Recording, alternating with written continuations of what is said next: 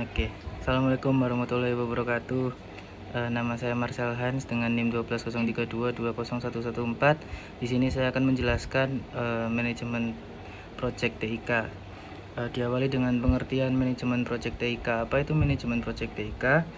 Manajemen project TIK atau teknologi informasi dan komunikasi adalah disiplin yang menggabungkan prinsip-prinsip manajemen proyek dengan penerapan teknologi informasi dan komunikasi. Manajemen project TIK sendiri bertujuan untuk merencanakan, melaksanakan, dan menyelesaikan proyek yang berkaitan dengan TIK, seperti pengembangan perangkat lunak, implementasi sistem jaringan, dan integrasi solusi digital. Manajemen project TIK sendiri juga punya macam-macam karakteristik. Yang pertama yaitu berfokus pada teknologi, yang berarti proyek ini melibatkan penerapan teknologi mutakhir seperti perangkat lunak, perangkat keras, jaringan, dan solusi lainnya. Lalu kompleksitas tinggi, melibatkan berbagai elemen teknis dan seringkali memerlukan kolaborasi lintas departemen. Lalu ketergantungan pada tim multidisiplin.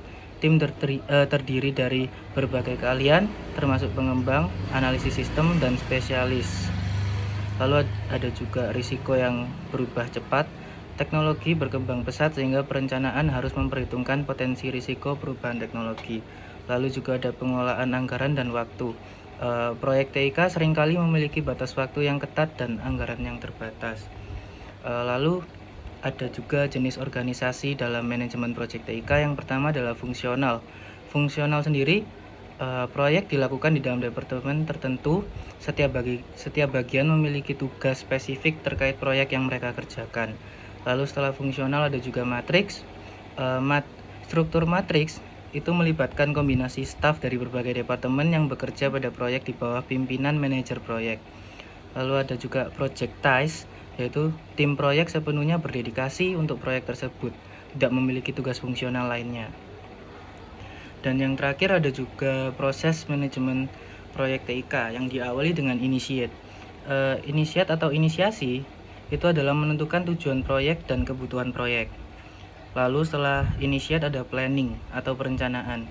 Perencanaan sendiri adalah membuat rencana proyek termasuk jadwal, anggaran, alokasi sumber daya, dan lain sebagainya. Lalu ada executing, yang dimana itu adalah pelaksanaan. Di executing terjadi implementasi proyek sesuai rencana, sesuai planning sebelumnya. Setelah executing ada juga controlling atau pemantauan dan pengendalian, yang berisi tentang mengawasi perkembangan proyek dan melakukan penyesuaian jika diperlukan. Setelah controlling ada closing, yang bagian penutupan, yaitu menyelesaikan proyek, lalu evaluasi dan dokumentasi dari hasil proyek. Sekian penjelasan saya tentang manajemen proyek TIK. Ya, terima kasih.